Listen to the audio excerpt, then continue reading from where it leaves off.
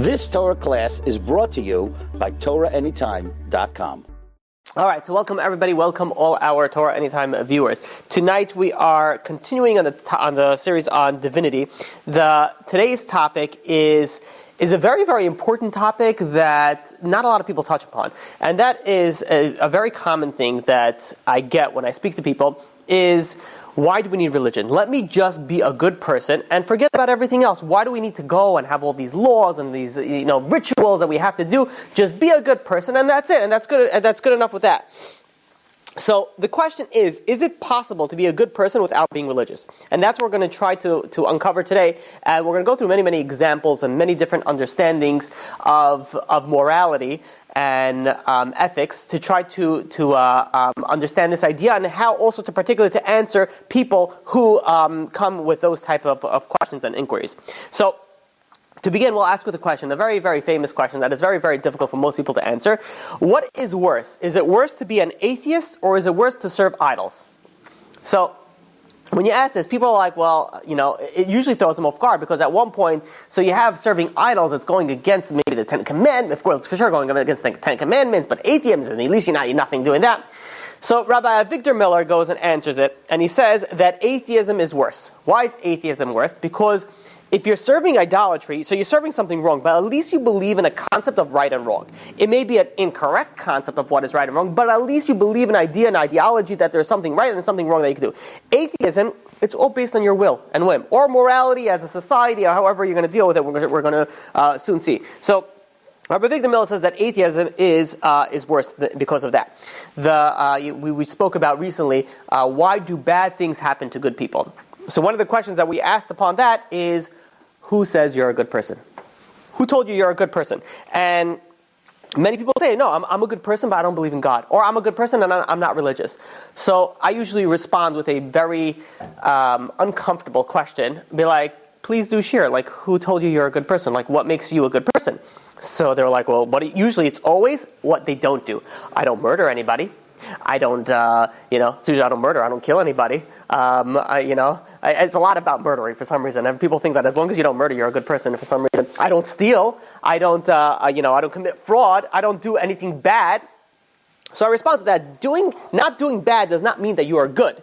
That just means that you're not a bad person. But what makes you do something? What makes you do something that you consider good? And in fact, if you ask many people this, and this is unfortunate, even if you ask religious people, are you a good person? Yeah, I'm a pretty good person. What was the last thing good that you did?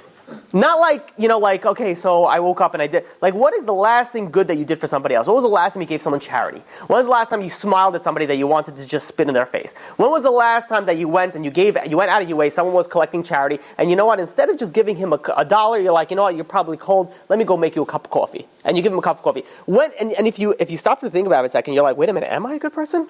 What have I done? So the idea to understand is what classifies you as a good person. If you're looking at through the secular world of doing for others, or you're looking at the religious world, which is doing for others and doing what you are bound to do based on the moral obligations of your religion. And of course, we're talking about the Torah. So thousands of years ago, it was considered a great act to sacrifice your child to idolatry. So the question is, back then, does that make that a good act? I mean, it was considered like, that's like unbelievable. You just did one of the greatest things. Is that a good act? Well, back then, maybe. But now, it's a terrible thing. That's like completely, murder. But then at the same point, today, if you go and you commit an abortion, and very liberal, is that a problem according to the most liberal mind? No, that's not a problem at all.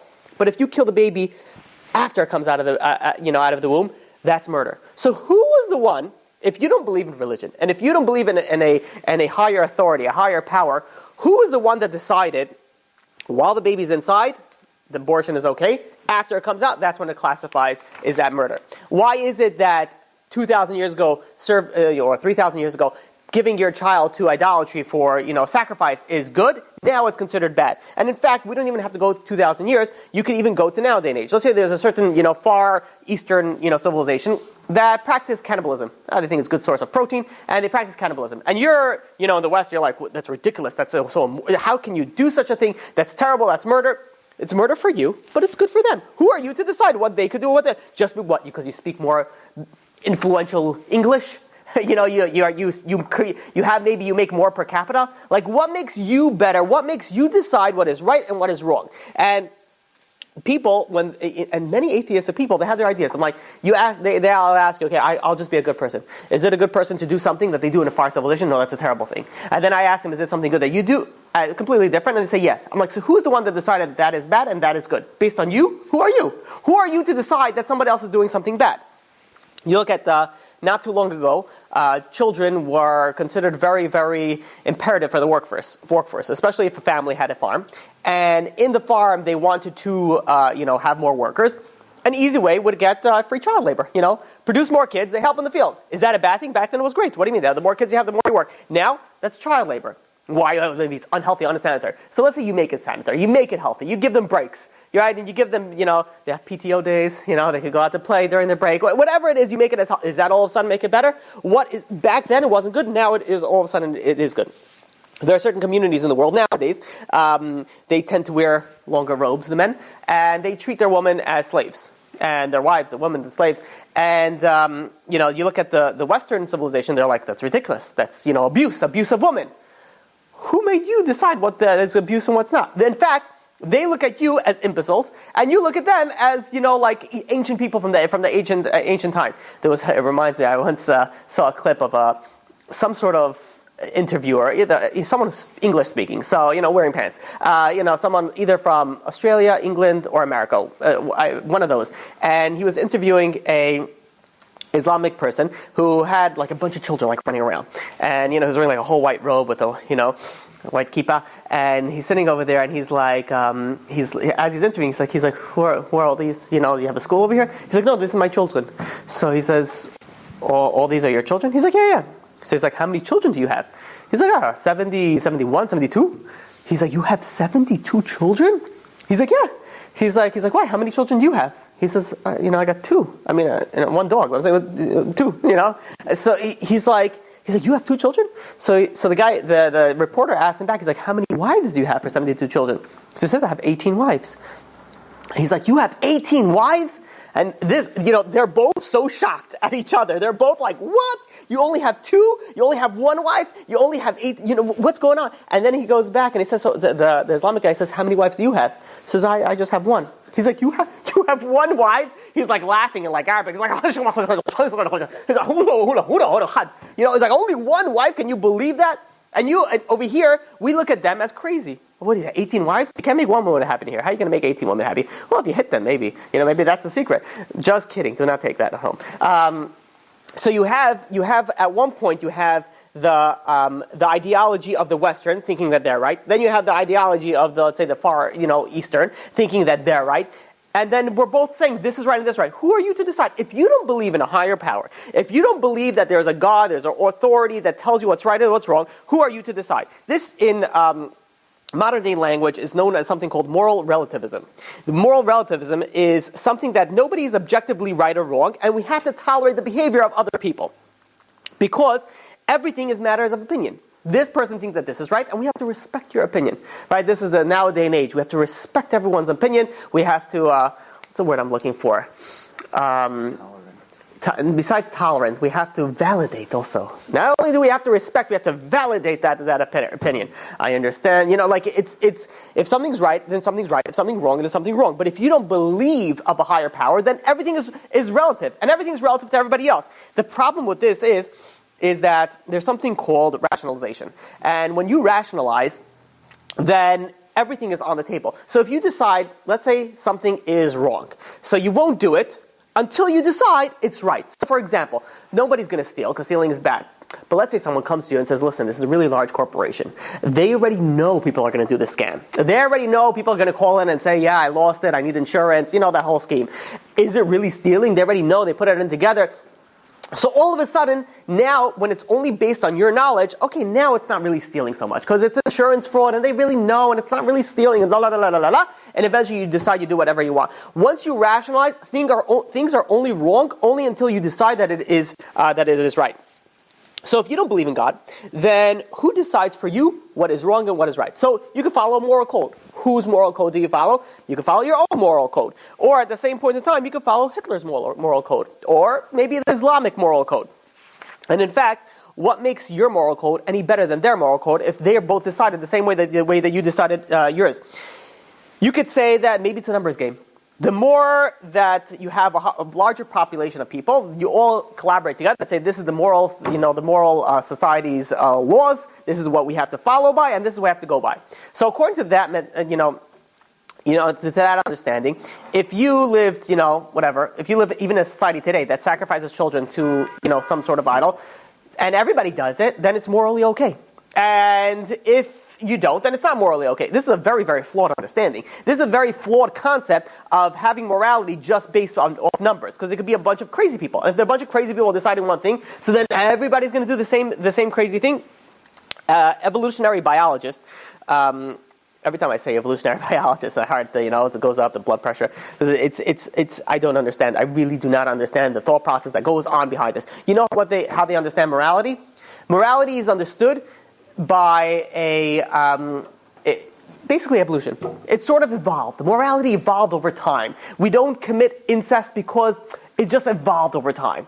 That is something. So what, in essence, what they're doing is really putting our moral choices. And let's say we make it simpler. We are animals.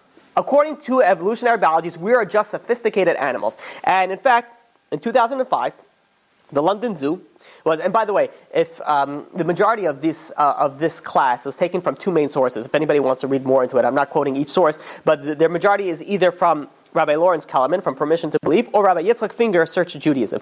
These two speak a more in depth than I've seen in other books regarding this morality dilemma of how to understand ethics. So, if you do want to read more on these, or you do want to look at the sources, they are these mostly very, very heavily taken from these two books. So, in August 2005, the London Zoo, they made a new exhibit in the zoo, and this was where they had 8 candidates.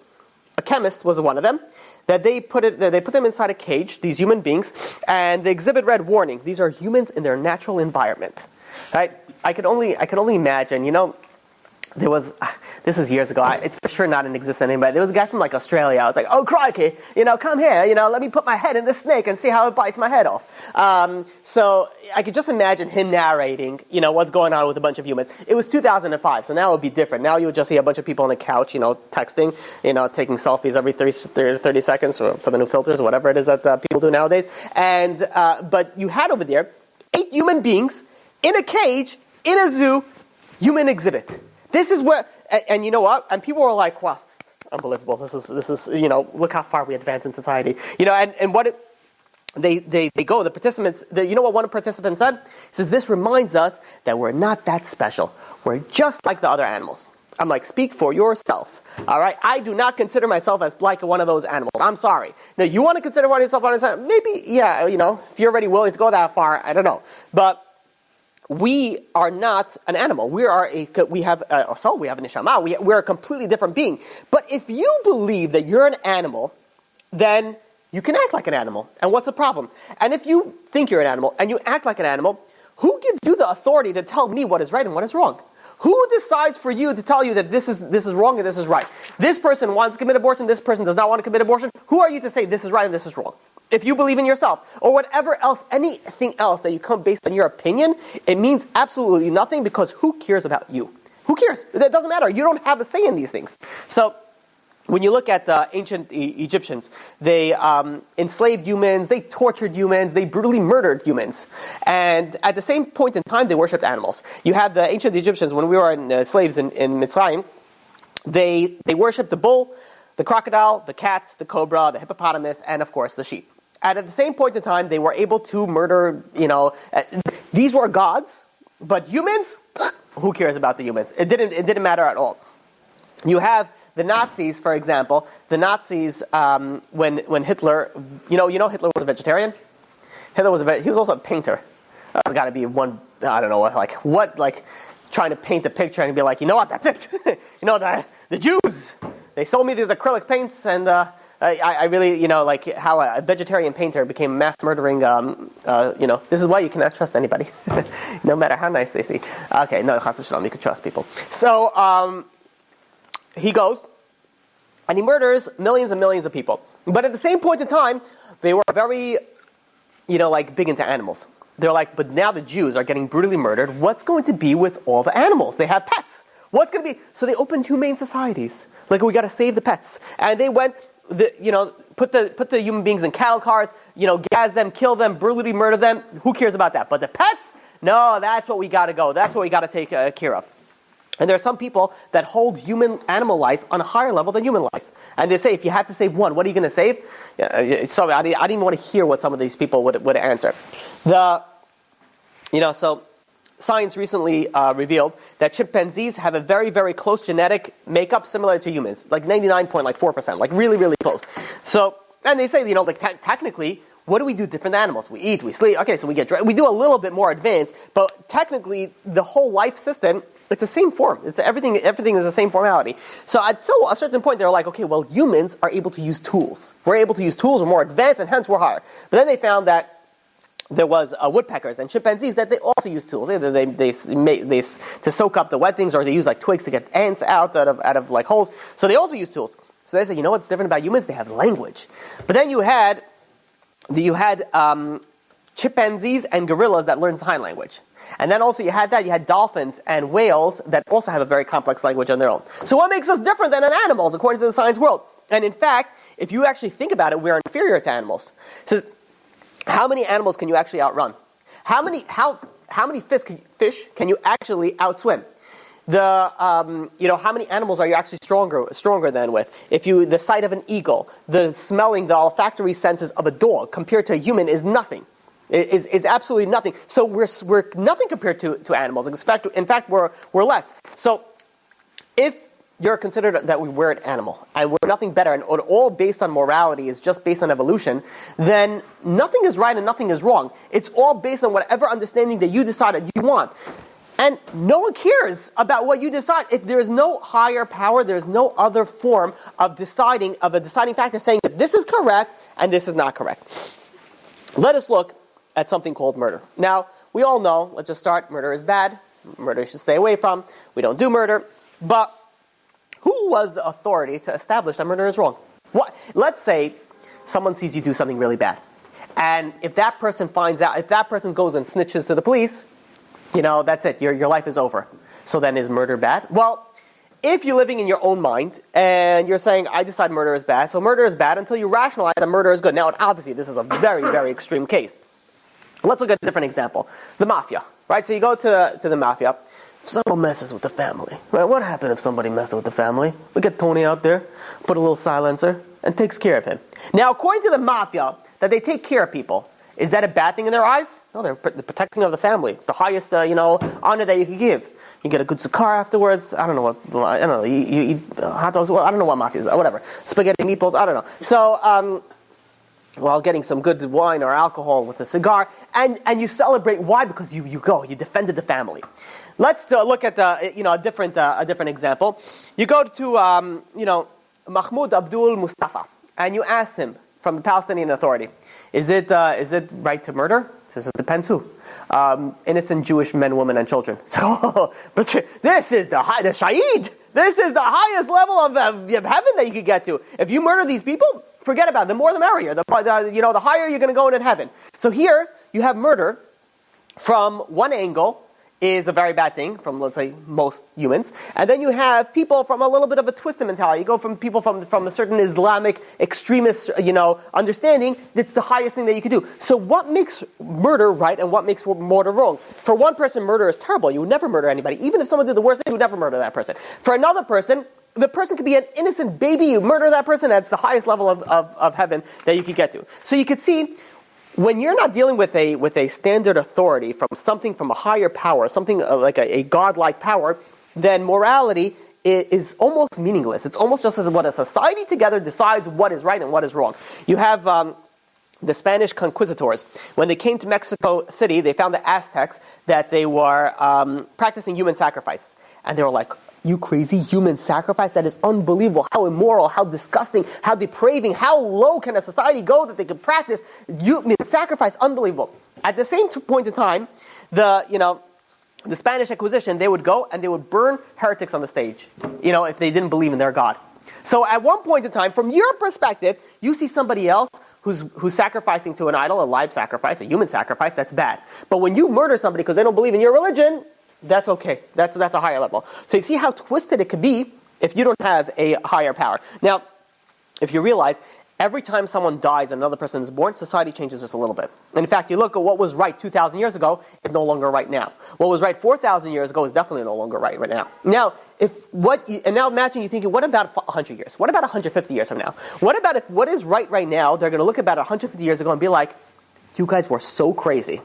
Assuming you lived 150 years, right? Or you have a time machine or whatever it is, right? They'll be like, were you able to, of course Mashiach is going to be there, so you'll be able to, okay, whatever, we're going off topic. So, but the idea is like, time changes. If time changes, then morality doesn't stand. If morality doesn't stand, then how do you know what is right and what is good? This is a very, very serious question. People want to be good people. Everybody deep inside wants to be, most people deep inside, many people deep inside, right? A few people want to do good. I don't know. Let's almost everybody. People want to do good. People do. Inherently, they do want to do good. Who says you're doing something good? Whose basis on because you feel good that you did that? Is that what judges your feeling? Like, oh, I felt like I did something good now, and now I know that it's a good thing. So you have an idea that you could say, well, maybe education. Maybe the highly educated people, they're the ones who could tell us who is good and who is bad. Well, the Holocaust went and proved this very, very false. Because Germany was considered the most scientific, culturally, and philosophically advanced society at that time. Yet, they did not have a problem to brutally murder, millions of innocent men, women, and children that are harmless without anything to defend themselves with. So, and even more so than that. So first of all, education is already out of the picture. You can't say education because look what education did to many people. You have, even when you're dealing about the Holocaust, and we spoke about it, I think last week or 2 weeks ago, that the question is asked that, Hitler was, brutally murdering so many people. How come other people didn't go and, go to war against Germany for what they were doing to these innocent people? Nobody did, unless they were affected by it and they had to go to war against it. So people, the historians would answer, well, maybe they were afraid. They didn't want it. Germany had a very powerful army. They didn't want to go mess with them. Excuse me. So then the question is, what about after the war? After the war, how come people didn't go? There was something called the Nuremberg trials, where people, how many percent of the nations of the world joined the Nuremberg trials? 20%, which means 80% of the nations of the world did not want anything to do with the Nuremberg trials. If murder was wrong, in Second World War, between 1939 till 1946, then how come nobody stepped up afterwards and say, hey, that's bad what you did. It was bad, and we're standing up here to go fight against it? Nobody. 20%, only the ones that stood up for that. So if murder was wrong then is it wrong now? Like why you? And now we have the whole thing with Poland. I'm not following with it. With you can't say Holocaust, whatever it is. There's something with the scientific books over there that they're doing. Who are you to decide and change history because you feel uncomfortable? And again, I didn't read up enough about it to go and talk about it. But if murder is wrong forever. You cannot hide from things that happen. People, especially if you're dealing by the evolutionary logic that everything is, happened through evolution, especially your moral, ideology, then you look at the animal world. Animal world kills.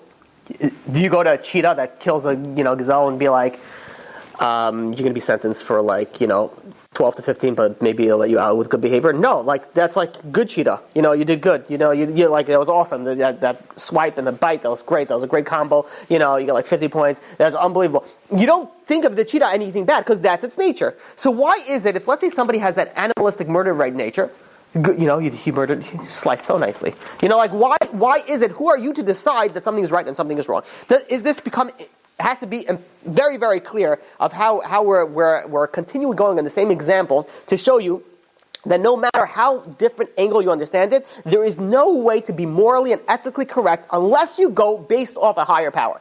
There was I want to take you through a very interesting experiment, and this was done by a Yale professor by the name of Stanley Milgram. And it's a shame. I wish I would be able to show you the actual experiment. Not do it, but show you the actual, and soon you'll see why. So, what this person did, and I have to paint you this picture, so bear with me for a minute. There was this psychology professor that he went. Has anybody ever heard about this, the Milgram experiment? You heard about it? Okay. So there's basically two rooms. In one room, there was a bunch of people that volunteered for this experiment. And what they would do is, their job is they're going to ask questions to another, what they thought it was a contestant, but really that other person was an actor, another contestant. And based on the questions, if they get it right, they move on to the next question. If they get it wrong, they're going to get electric shock. They're going to get they're strapped on with, and they're going to get shocked, and then they're going to go on to the next thing. The way that the professor went and explained this, it says that there's a way of learning by negative reinforcement. Well, if you punish somebody, they're going to get the next answer right. So the idea was, let's punish them when they get something wrong, so the next time they'll get it right. And that was the idea behind it. So, but this was really rigged. It was rigged because the electric pads were never hooked up to anybody else. It was in a different room, and you were able to hear the person through this like microphone system. And the way that you know if the person was saying the right answer or wrong answer, they had a light answer, or they had lights 1, 2, 3, and 4. And the answers you ask the question, if they and you have the answer. Let's say circle there was 2. If number 2 was on, then you know they got it right. If it's anything else than 2, you get the wrong answer. And what they had to do, they had a bunch of switches all in front of them, ranging from like 15 volts to like 450 volts. 450 volts is like danger, like that's like very, very dangerous. So what they do is every time they get something wrong, they tell them, okay, you're getting 15 volts now, and you give them the volt shock, and they get the shock. And then the next time you get something wrong, it goes up. You go next, 25, 45, whatever, however in the increments that they have it. So the contestants that came over here, so the contestants were really the people that were asking the questions, because they didn't know that nobody's actually getting shocked on the other side. They actually thought someone's getting shocked. And they were people anywhere from high school dropouts to doctorate degrees. Some really advanced people over there. And what they did is that they had these actors. So in the beginning, they did, okay, you got the third answer wrong, fourth answer, 50 volt shock. And they get shocked, like the guy, the actor would be like, oh, ow, that hurt. And, the guy's like a little shocked. And you actually see this. And as he goes on, eventually he gets to a certain point. The actor obviously says the wrong answer. They get to a certain point where it gets like dangerous. And then the actor starts screaming. The actor, which they don't know is the actor, starts screaming, help, help, get me out of here, get me out of here. I don't want to do this anymore. So the guy wants to leave. He goes to the guy who's leading the experiment. The guy who's leading the experiment says, and it's imperative on the experiment that we must continue the experiment until the end. He says, but the guy's hurt. The guy's screaming. He's yelling in pain. Maybe he wants to come out. He's like, can someone go check on him? He says, don't worry about it. It's my responsibility. Go on with the experiment. And every time that they stop, as long as they heard, I have the responsibility, don't worry, just continue, most of them kept on going. And they kept on going, and many of them went till the end. And eventually, even some of them, they were giving 450 volt shocks. You didn't hear anything anymore. He's like, the guy could be dead in there. He's like, what am I supposed to do? He says, if they don't answer within 4 to 5 seconds, it's considered a wrong answer, shock them. He says, I'm not shocking them. He says, what happens if something happened to him? So the conductor over there says, don't worry about it, it's on me. He says, it's on you? He said, it's on me. So okay, fine, it's on you. And then I go and I shock them. And they went and they shocked them. And out of all the people in experiment, so 35% after a certain point refused to continue. They're like, no, that's it, I'm done. 35%. 35% after a certain point said no. 65% went as far as to hit the thing that says danger, high voltage. They went as far as that. But 100% of them all hit the first one. Every single one hit the first one, gave the first shock. Now, this was the experiment. If we were to understand it from a little bit of a different angle, if those contestants inside believed in absolute morality, that you're not allowed to harm any other human being for no particular reason, you're not allowed to do it. When they say the first level, you got to shock and be like, "Well, I'm sorry, it's against my religion. I can't hurt somebody for no apparent reason." So you can do it. But these people, whatever it was, the reason that they decided it was okay because that person said it was okay. So everything was fine. So when we're dealing when your own, morality is based on your own decision making, so then you can decide what is right and what is wrong, and then you're okay with it, and you're fine, and you don't have a problem. The other guy is taking responsibility. I'm fine. I don't have to deal with it. And you take this to the flip side also. Can somebody be too good? There was a person by the name of Dr. Kravinsky. He was a multimillionaire in commercial real estate, and afterwards he realized that in order to reach the highest fulfillment of life, he has to be a giver. So he gave away all his money. Like literally, his family was like living like paupers, and then he says, you know what? I have to give more. And he went and he found somebody that he could donate his kidney to, and he said, if I find somebody that needs my other kidney, I'll give it that kidney also. That means that you're dead. And his wife, which was, I believe, a psychiatrist, told him you're crazy, threatened divorce. I think that's where he decided to keep his kidney, or I don't know, or maybe that's why he wanted to give his kidney. I don't know. So he, this is going too far. Like, if you don't have, according to the Jewish law, you're allowed to help somebody, but up to a certain point. You're supposed to help somebody, but again, up to a certain point. So if you're dealing with just based on your morality, you could go till the end. You'll end up killing yourself, thinking that you did the best thing. Meanwhile, you're considered suicide, or you're considered a murderer, you're considered who knows what else you did. So let's go and let's look at absolute morality in action. This and some few examples of what you would think would be right, but let's look at the Torah and what really the answer is. So let's case number one. This is Rabbi Yitzchok Finger brings us down, I believe. Case number one is you're going and you're driving down the highway and you see two cars pulled over. Both are very much in need of assistance. And you look at one of them, your best friend. The other one, your mortal enemy, like your nemesis. Like you see him and, you got to start paying drug bills. Be like, oh, this guy, oh, that guy. So both of them need help. You go and you're looking and you're like, oh, well, of course I'll help my friend. I'm my best friend. I'm going to help him. I'm going to help my enemy. And you go and you help your friend. Now, did you do the right thing? What, according to your mind, yeah, I did. I did whatever I was supposed to. I helped my friend. I have to help my enemy. So let's look at what the Torah says. The Torah says in Exodus chapter 23, verse 5, if you see the donkey of your enemy that's lying under its burden, you gotta help. You gotta help it. Says the Gemara. The Gemara goes and explains it, and it says, let's say you see a case like this, right? You have donkeys. You have one donkey, and you have two donkeys, and they need help. One of them is your friend, not the donkey, the person who's in charge. Oh, maybe, whatever. So one of them is your friend, one of them is your enemy. Who do you help first? Says the Torah, you go and you help your enemy first. Why? So you'll be able to subdue your evil inclination, which feels a little bit of satisfaction when your enemy suffers a little bit. So you're able to fix all that and also to recuperate, maybe to repair some damage between you and your enemy. The Torah says first you help your enemy, then you help your friend. Let's take an example number 2. Let's say, assume you're traveling to Afghanistan or any of the stands that have donkeys that you still use. So and you're going over there and you see two donkeys, two different owners, two donkeys, and one owner they both need help. One owner is taking off the stuff off the donkey. Another owner is putting stuff on the donkey. You want to go help. Who do you help first? Do you help the person load or unload? Says the Torah. You help the person first unload. Why? Because the donkey is suffering. It has stuff on its back.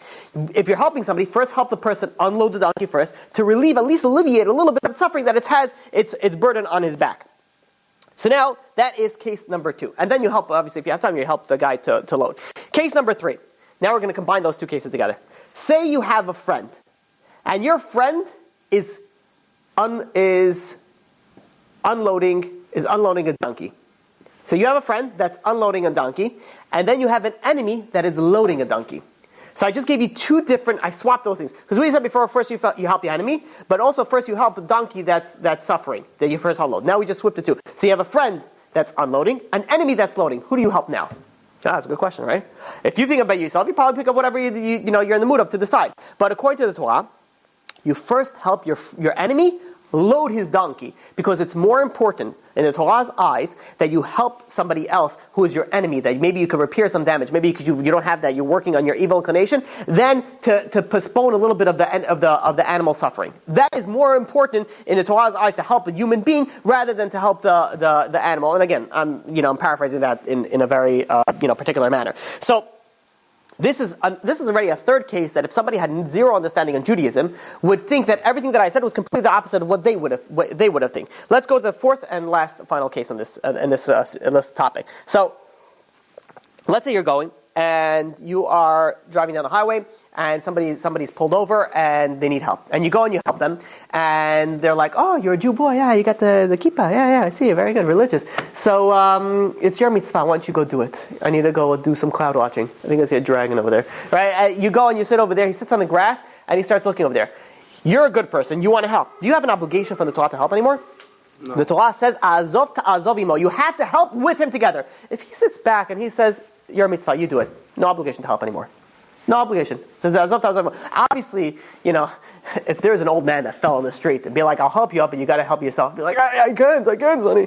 Be like, "Well, it sucks for you. I'm out of here. It's not my. No, obviously you got to use your, the common sense in this. But assuming he's able to help, he knows how to help, he wants to help, and he says, "Your mitzvah, you go do it. You want to load the donkey? You know what? I'm not in the mood of loading the donkey. You have a mitzvah, you go do it. You don't have an obligation to do that anymore because the pasuk says, "Azov ta'azov imo."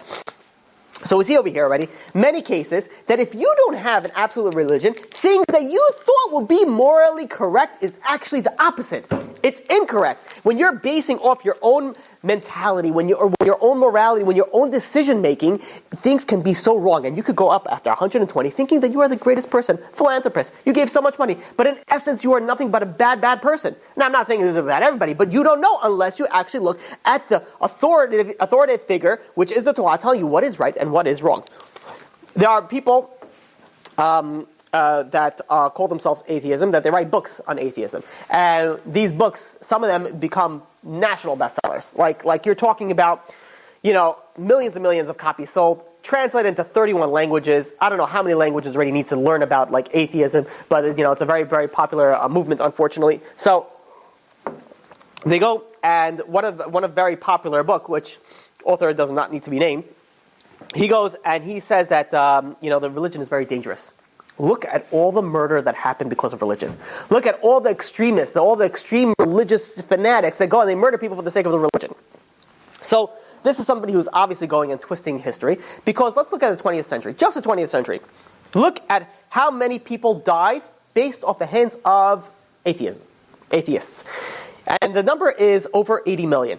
Hitler was an atheist. All right, we have the numbers. He killed around 17 million. You also have Stalin, which is also an atheist, communist. And he also killed tens of millions of people. Pol Pot, Mao, all these people combined, they killed over 80 million people and their belief was atheism. How many people died for religious fanatics in the past, in the 20th century? Those are right. Those are all atheism. Yeah. Communistic regimes. There's atheism. So the atheist response, and it says, but these people, even though they're murdering, but they're not doing it in the name of atheism. How do you kill for nothing? I am killing you for praise no one. And then how do you do something for no reason? There's nothing there. But in fact, if you actually think about it, I believe, and I very strongly believe, that atheism does play a strong role. First of all, especially if you're going based off communism. Communism is inherently an atheistic. No people has a self-worth. It's everybody's together is involved. So there's it's already promoting atheism. Communism is already promoting atheism. But if you have somebody that believes in a higher power, believes in God, whatever God he believes in, doesn't matter, and he wants to go and murder a person, he'll think for a second, okay, wait a minute, what does my religion say? Does my religion say I'm allowed to do it? I'm not allowed to do it. So then he could go and argue based on that. But if you don't believe in any religion at all, then who cares? I can do whatever I want. People are not going to like me? I don't care. I have money. I got power. I don't need that. So you go with someone like Hitler, Stalin, you have all these people that they don't believe in God. They don't believe in anything else. So by them going and murdering people, they might not be doing it in the name of atheism, but atheism definitely helped. They have no moral conscience. There's nothing to be. There's no reckoning. There's no something that they have to pay for at the end of their life, that they say, why did you do this? Because there's nothing afterwards. So in aspect, yes, atheism, if they kill based on the rationalization, and that happens based off the fact that they don't believe in another God or any God. Furthermore, if you believe in saying like religion is bad because people murder in the name of religion, it's like saying medicine is bad because there are people that prescribe medication that they don't need it. Or Dr. Mengele was bad, so therefore all doctors are bad. It's like, completely changing the entire, whatever. It's like everything. It's like there's so many wrong things wrong with that idea. Okay, so now that we have that understanding, now we have to answer some questions about Judaism. Now, if we're saying that the moral authority is only based on one higher power, so then we have to answer one question that comes up quite frequently, and that is Amalek. If God is such an all-loving person and wants to help, what is the deal with Amalek? Amalek, we have an obligation to erase the memory of Amalek. What is the idea with that? So, when anybody has dealt with this, with atheism and dealing with that, or anybody who had questions, be like, well, yeah, what is with that? Why is it that we have such a hatred against Amalek? What is it, a hatred? Like, what is it? So let's try to understand the purpose and the obligation for Amalek. So Rabbi Chaim Jachter goes and brings this down also beautifully, brings a few reasons down. Excuse me. That Hashem, we'll answer it actually in a few different parts of it. So you have to stick with me with this, and you'll have a very, very clear understanding of Amalek afterwards. So number one, we'll answer with the Brisker Rav. The Brisker Rav says that the destruction of Amalek is a very strictly limited application. And what is that? Let's look at, for example, when Shaul HaMelech. Shaul HaMelech went, and he was commanded by Shmuel HaNavi, the prophet, via God, to go and destroy Amalek. Now, says the Brisker Rav, why did God have to go and command him to destroy Amalek? Did God tell him, hey, by the way, keep tzitzit? Hey, by the way, keep Shabbat? No, we know that he has to keep Shabbat. Why, says the Brisker Rav, why did God specifically say, go, you have to go and destroy Amalek? Because that is when the obligation to destroy Amalek happened. When God specifically gives you, it's a very limited application, when God tells you to do it. That's when you have that application to destroy Amalek. Not that it's just an overall free murder society, just murder anybody who you think is Amalek. It's only very strictly limited to that particular aspect of time. And furthermore, even when you had the obligation to destroy Amalek, it was also very limited in how you had to go with it. There were conditions that had to be followed. For example, you have to allow them the opportunity to repent. If they decide, for example, this is what the Kesef Mishnah brings down, if they decide that they are going to become, they're going to keep the 7 Noahide laws, they're not Amalek anymore. You don't have an obligation to kill them. They do tshuva, they don't have to become Jewish, they don't have to convert to anything. As long as they become they stay where they are, keep the 7 Noahide laws, the basic morality of society, they're good. There's no obligation to murder them, even back then.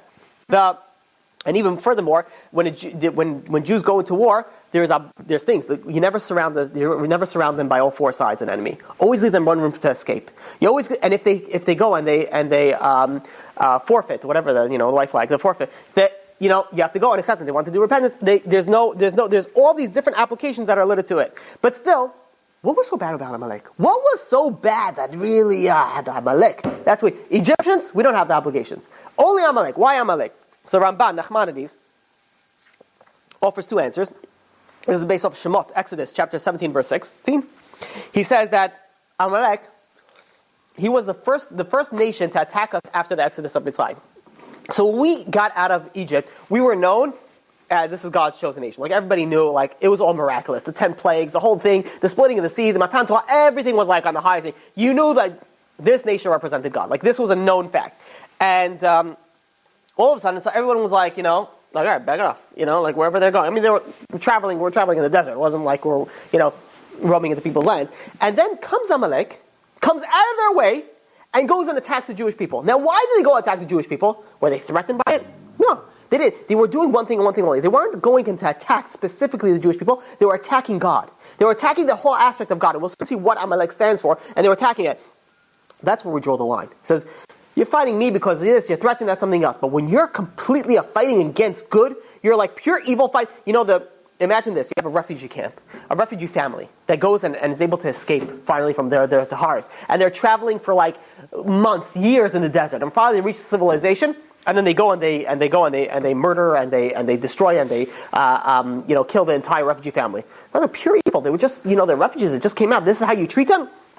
And in fact, the Gemara and the Midrash say that Amalek, what they did to the Jewish people, for the men, is that they raped, castrated, and murdered the Jewish men. It wasn't just like, oh, hey, let's fight, let's get our swords. It was they were brutally murdering people for absolutely no reason other than pure evil. They wanted to just fight against God.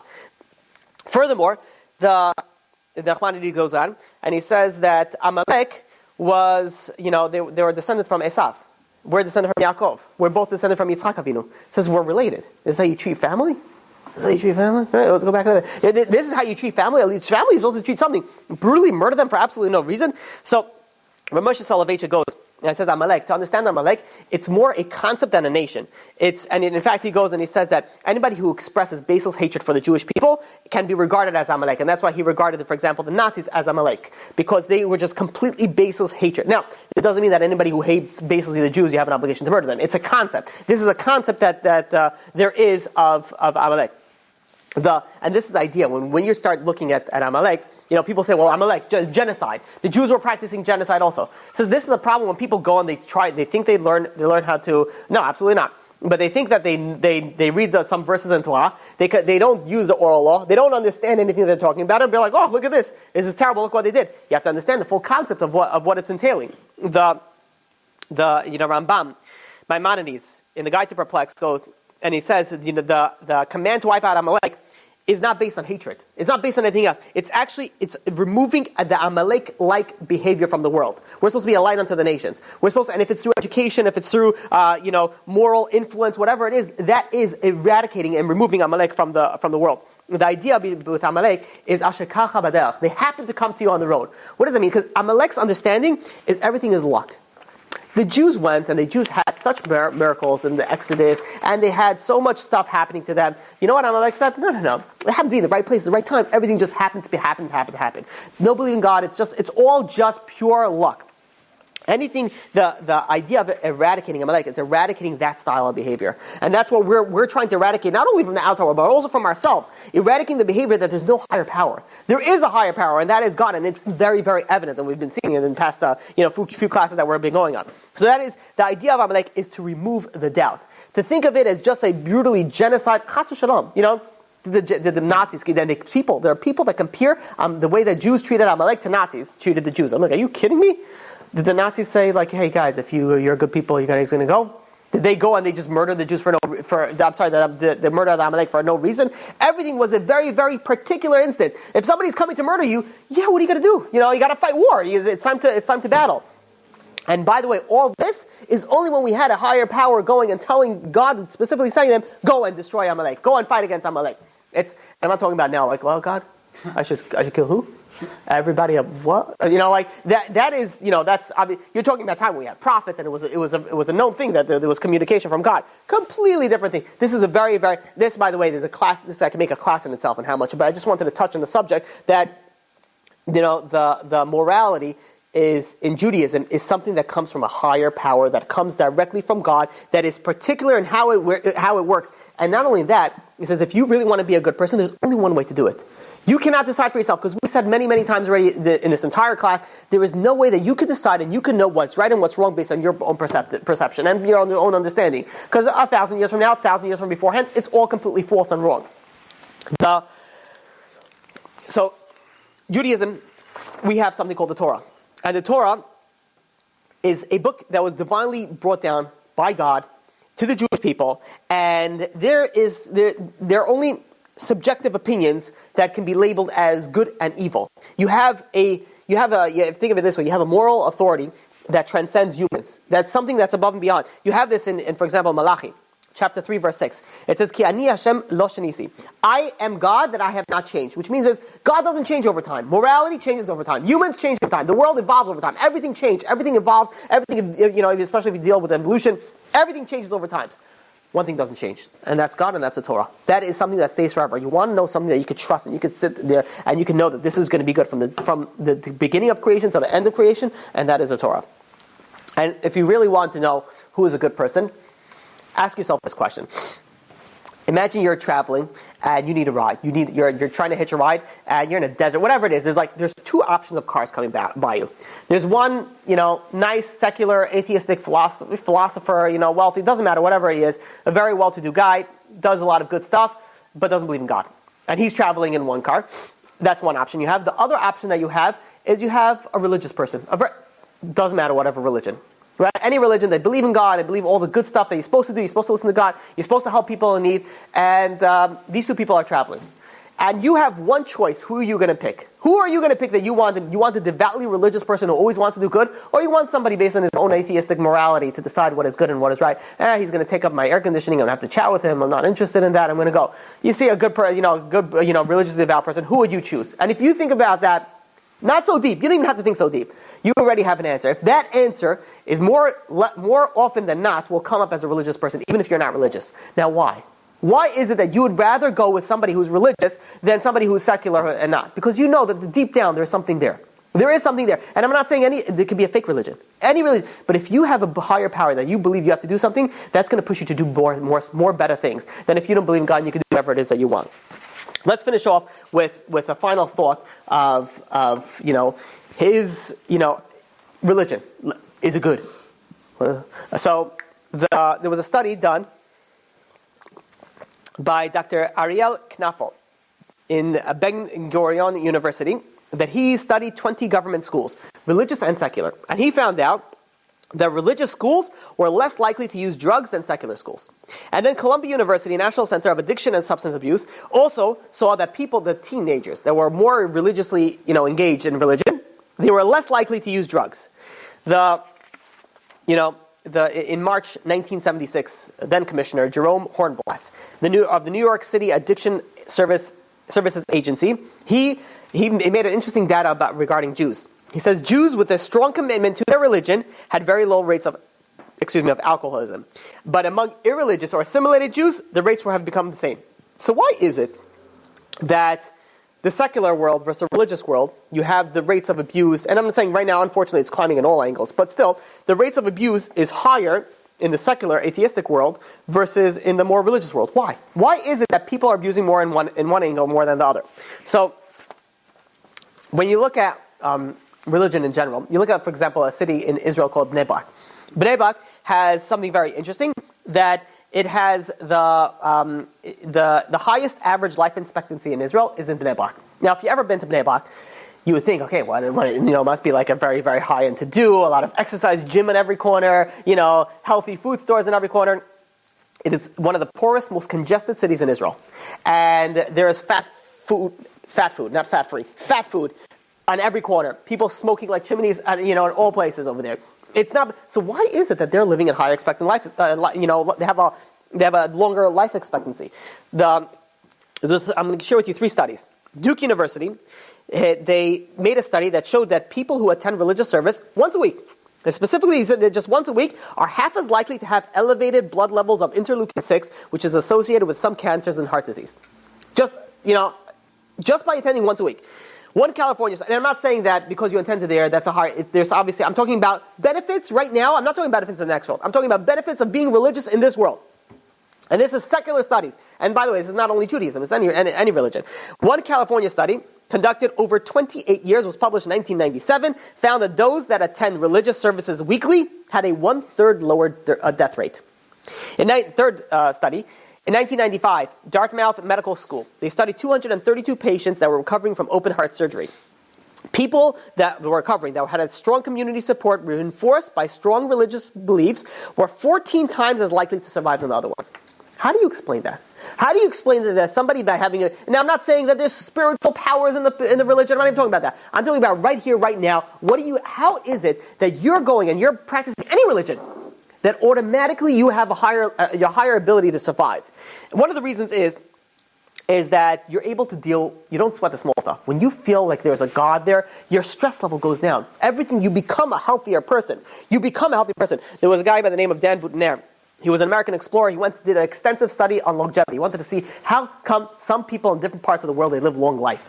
So he visited 4 locations around the world that he termed blue zones. These are reportedly places that have very, very long life expectancies and the fewest geriatric diseases. He found 3 factors over here. Amongst all 4 of them, he found 3 very common things. Number 1, every single one of them had a purpose in life. There was something that they had meaning, fulfillment to doing. Number 2, they had a remarkably strong focus on relationships. And number 3, they all kept a form of Sabbath, of a sanctuary time. Interesting, all these 3 things is what is commanded through the Torah by Judaism.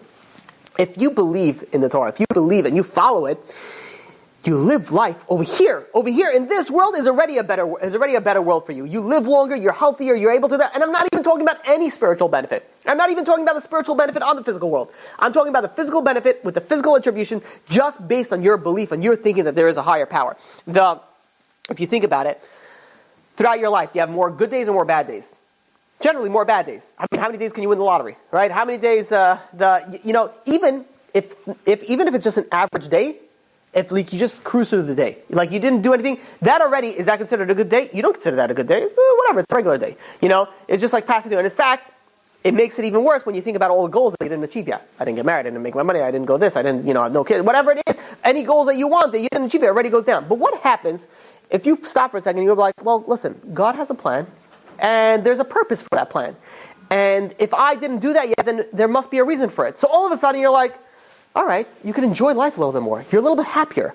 You're able to deal with stuff much better. And if you're able, we know one of the biggest stuff that makes you sick and brings you down emotionally and physically is stress levels. being religious, real, following Judaism the way you're supposed to, your stress goes down. How are you going to stress this stuff? Come on, why are you going to stress it? God's great. God's awesome.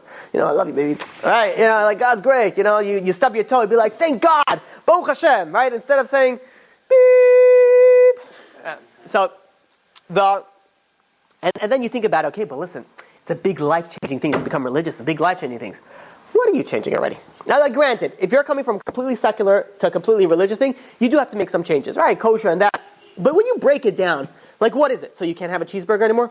Oh no, so you're going to live a little bit longer. You're not going to have a heart attack earlier. I'm so sorry. All right? Don't worry about it. We'll give you some fried food. We'll fix that. What already is that you dealing? What already is it that you can? Oh, so you can't text on Shabbat. You can't watch a movie on Shabbat. What is going to be with that? Oh my God, 25 hours without TV. Oh my God, how could there be a God in the world? What am I supposed to do with my life? Am I supposed to have my own thoughts? God forbid. And no one wants to deal with themselves. So you think about it. You break everything down in religion that makes you religious. What is already changing? How much is already changing? So you got to pray 3 times a day? All right, so you're taking 45 minutes for Shachrit, another 50 minutes for Mincha, another 50 minutes for Alvit. You have an hour and 15 minutes a day praying. You got to learn a little bit. You enjoy it. Come on, learning is fun. No, you guys enjoy it when you come over here, right? It's good stuff. I think so. Right? I hope so. So you go and you start enjoying it. Shabbat dinner, so you have family meal time, you have good food. Oh, God forbid that I should hurt you with some good food. Here's some good chicken soup. Oh, I'm so sorry. Please forgive me from, here's some potato cocoa, right? Here's some chamim. Here's some, what is so bad already about it? How much do you have to change? So you have to dress modestly. Oh, okay, so guys are not going to be staring at you. Oh, okay, what? If you really break it down, now again, it's changing. In the beginning, it's difficult. It is difficult. I'm not going to say it's not. Right? You have to wear tzitzit. Oh my God, sweating in the summer. I know it's different. It's one of the hardest mitzvot to do. You have a kippah. What do you do if it's windy and you want to, obviously, life-changing, altering, things. But that's a joke. I'm being sarcastic. So when you really break things down, your life is not changing that much. Your life is not changing that much. In the negative aspect, but positive aspect, I guarantee you, I've asked this to every single person that became religious. Now, I'm not telling people that were dabbling in the waters. Yeah, I'll keep kosher when I'm outside or home or whatever it is that they decide. Or I'll keep Shabbat when people look at me. I'm talking about somebody that actually went and became religious. 100% of the time, I asked them, are you happier now or are you happier than you were before? Not once. And I've asked this to almost every single person I met. Are you happier? I think I've asked it a few people around over here on the table. Are you happier now or are you less happier now? And I've never, ever, ever received the response, I don't know. It's kind of difficult. I'm thinking about going back the other way. No, you ask them, are you happier? Are you better off right now? It's 100%. I feel better. That might be difficult. I might slip sometimes. I might mess up. But with my decision right now, I'm definitely a happier person in this world. I'm not talking about the next world. Right here, right now, you're already enjoying it. So you think about religion, and you think about, oh wow, it's so difficult and so much that you have to do. Really? Is it? Break it down for a second in your mind. Stop and think about it a second. I guarantee you, your benefits are going to be much greater in this world, and it's greater in the next world. Besides the fact that you're going to have, your relationships are going to be more solidified. You're going to have a stronger understanding of peace, internal peace. You're going to have different, you're going to, instead of going and watching nonsense nonstop at home, you're going to be stimulating your brain. You're going to make yourself smarter. You're going to be able to be better in business. You're going to be able to be better in relationships. You can be a better person. Everything, you're going to be a happier person. Better people are happier people. People that do for others are happier. So then, my final question is it really that difficult to be Jewish? And is it really that difficult to be religious? And if it isn't, then you want to know the answer that we started off with. Is it possible to be a good person without being religious? Depending who you ask. You ask anybody with a moral compass and an understanding, saying that if I'm basing off your good deeds based on what I think is good, then you're a good person to me and to me only. And I ask you the same person to the Islamic person, Ahmadinejad, you ask him, and he's going to say that you're a bad person because you're not following this. And this is all going to be subjective. It's all going to be depending, based on whoever you ask. But if you go and you follow one divine book, one divine power, one authority that says exactly what is good and what is bad, then you know what is good and what is bad. You don't have to go and start asking people, am I a good person or not? You know. You're following the Torah. You want to know if you ask a person, what good did you do today? I prayed today. I made a blessing over food. I thank God for stuff today. I did things. I did things for others. I went to the synagogue and someone asked me charity. I smiled at him and I gave him $1. You did something good. What can you say for an atheist person? I'm not saying atheist people are not good people. They can do plenty of good things. But you ask them, what was the last good thing that you did? I dare you. Go try it. Good luck on that. Any questions? No questions? No question. said that Jews, there's a lot of people not allowed to surround the city if we're attacking it. Was there a story of when they surrounded the city? You're talking about Yeshua? Yeah. When they circled the city to bring down the walls. Oh, sorry. Any time, if let's say the city gives up and they say, listen, we'll accept the 7 Noahide laws or whatever it is, we don't want to fight you anymore, whatever it is, the thing, we're not allowed to fight them. It's like kryptonite. Oh no, 7 Noahide laws. Oh, okay, yeah. You're gonna be a good person. All right. All right, we'll make a chayim and have some herring. All right. Any other questions? No other questions. Hazak.